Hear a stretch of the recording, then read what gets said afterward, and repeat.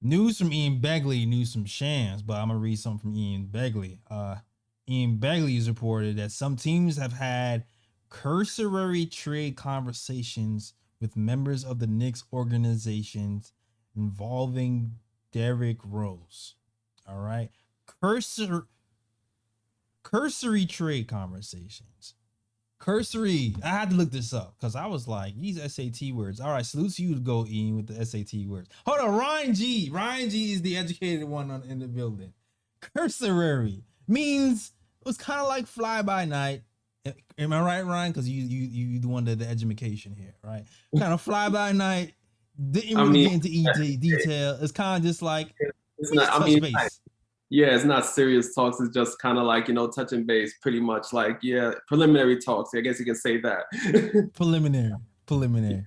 But thank you, Ian Begley, for causing me to use the Google Dictionary. All right. But also some teams, Begley's also reported that the Knicks have gotten calls on Emmanuel Quickley last week.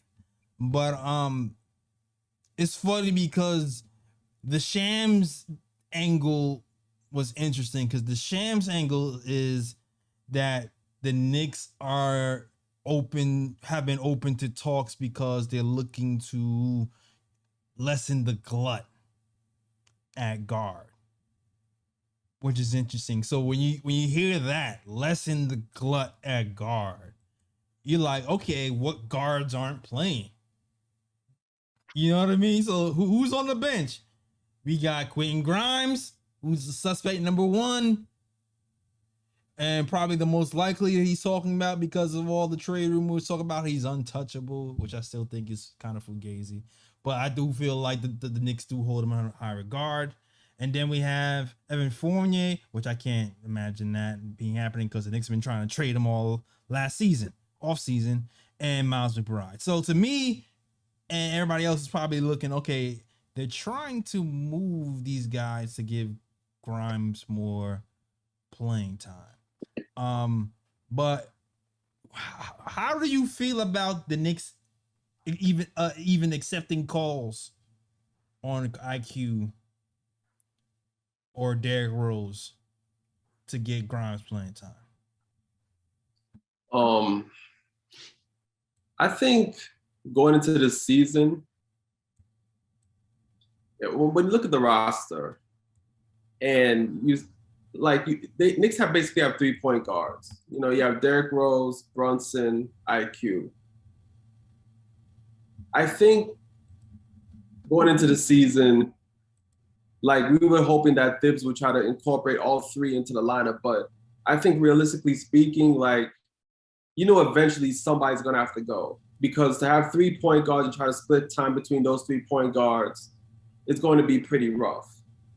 And now Thibs has shown in his rotation now to 9 players, which makes it even worse now because now you have a young guy in Grimes sitting on a bench that has potential, and Thibs is not playing him, but you have these 3-point guards that you're trying to play. And I think the way the Knicks are thinking about it, I think the Knicks are still trying to think long term. I think the Knicks know that, okay, we're not gonna be able to keep all these players, so we have to start letting some guys go and see if we can get some draft capital in return, so that we can get more picks in and then increase our chance to land that big name player in the future. And I think that's how the Knicks are thinking about it. But now you have to look at it now because, okay, I think ideally most Knicks fans would want Brunson starting, IQ backup, and if they have to move a guard, probably would move Rose. I think that's how most Knicks fans would be comfortable. But I also get why the Knicks are accepting calls for Emmanuel Quickley because you have to think about it in this way. If Emmanuel Quickley is gone, does that really hurt the Knicks' chances of landing a big name player? Not really, because the Knicks have enough young players on their squad to where they can still make a move for a big player in the future. So if you can trade one of your young guys and get a good first-round pick in return, that strengthens your draft capital. You open up that spot so that you can have one of your other young guys play and get playing time under Thibs. So it's one of those situations where it's like you have to try to think of the long game. You know what I mean? So that I try to take my emotions out of it because I do like Quickley as a player.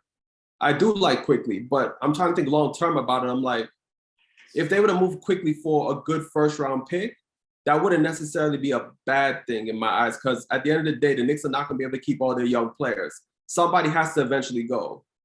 That's a fact. And I think if the pick they get for IQ, if that trade was to happen, and they use that same pick stacked on some picks that they already have to bring in a big name player, I think that would lessen the blow of Knicks fans missing IQ if he's gone. So I think that's where the Knicks are coming from in trying to, move either Rose or IQ. I think that's how they're thinking about it.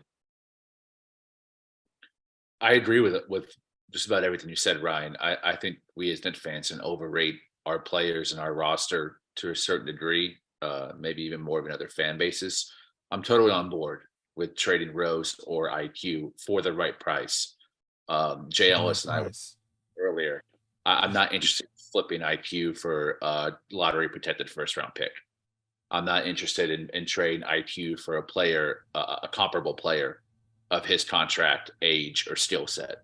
I'm very interested in trading IQ in a bigger package for a player that we can actually be our number one option, can elevate the play of the rest of the team, and get us past this hump of being a middling purgatory-based team, which we are and will be for the foreseeable future until Leon Rose makes a big move. And a lot of that's based upon the indecision of the front office to make a full commitment to either being a rebuilding team or a team on the way toward contention. We don't have the pieces to contend. So in my opinion, we should be tearing us down, getting rid of these guys that are keeping us in this 500 space and just really tanking for a solid talent until we get to the place that we actually have the cap room, the assets, and number one option to move forward and really challenge the rest of the NBA. But Rose, I would get rid of for a late first rounder just to free up minutes from McBride. But IQ, I'm definitely willing to trade like every player on this roster at the right price.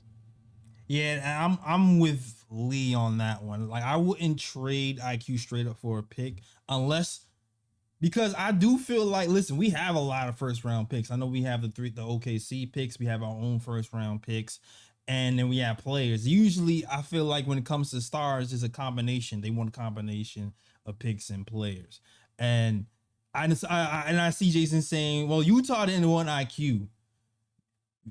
Utah is Danny Ainge was trying to fleece us. So, like, I don't think Danny Ainge is like a good gauge of what's acceptable and what's not on the trade, especially when everybody can say that, if he was looking for draft capital, he accepted less draft capital from the Cavs, which was a downgrade in my opinion. But Agreed. So it's like, I don't think that's a good gauge of IQ's value. If IQ, and here's the thing. Here's what Ian said. We didn't call teams about IQ. Teams are calling us. That's different. We're not shopping IQ. Teams are calling us and they're going, you know what? Let me see what they're saying. That's different. That lets you know that there is value if teams are poking their head around to see what the cost is going to be. So, like, for me, and we talked about this behind the scenes, and Ian Begley said this. Ian Begley said the Knicks are looking for something like around a mid-first rounder, but I also was peeking around, and he also said that it is not clear on whether it's just a mid-first rounder or a mid-first rounder plus. Now, if it's a mid-first rounder plus something else, then all right, cool, I can see that. But for me, only way I'm doing IQ for a mid-first rounder straight up, if the team goes, hey, to get this big name player, we don't want IQ, we want a first round pick. Yeah. Then we call up a team, get the pick, get a 3-3 trade going, and things go like that. Now for me, here's why I already know that IQ has been a solid defender for us. He has not shot well for us. That's been the biggest issue. But I guess the thing that I worry about is running the bench offense. Like the bench offense, who do we have running the bench offense once IQ is off the floor, we have Derrick Rose who's been getting 6 minutes a game. He's looked a lot better today. But he's on his way out, seemingly. We have Quentin Grimes, who they experimented with playing point guard position early in summer league, but to me, he's gotten better passing in summer league, but I still feel like the passing that we need from a guy in that second unit isn't there with him. So then you're looking at Miles McBride, and I love Miles McBride. I love what he does with the G League. I think he's a solid passer, but I do feel like it's gonna be a struggle for him to kind of create mismatches. Being a lead guard, blowing by anybody. I don't think I've seen Miles McBride blow by anybody in 2 seasons. So I do have my concerns with IQ leaving, which is why I don't want to trade him for a first rounder straight up. I want to see if there's a draft person in mind where it's like a draft night trade or something, because we're gonna draft this guy, he's gonna be IQ's replacement or whatever. I can see that. If he's gonna be a bigger package, I can see that. But just trade deadline, a first rounder and move on. I'm not with that. That doesn't make sense to me. All right. I don't know if anybody else has anything to add to that, or we can move on, or we want to take calls and have callers kind of chime in into this IQ conversation. And if you want to chime in, you already know what the number is. The number is flashing at the bottom of the screen. 319, was it 527-6241? If you want to call in and talk. All right. And you guys have anything to say about what I just said? No, I agree with you, Atcher J. Ellis. I'm on board with what you said. Yeah, I mean, I really don't have nothing else to say. I pretty much stated my opinion, and I'm cool with your opinion. So, yeah, I'm straight. Got you. All right. So we're on. Look, everybody. Look, we're all on board with everybody's movable from the right price. Nobody's untouchable. But the right price is key. All right. I know I already knew Jason was gonna call in because we was kind of talking on Twitter.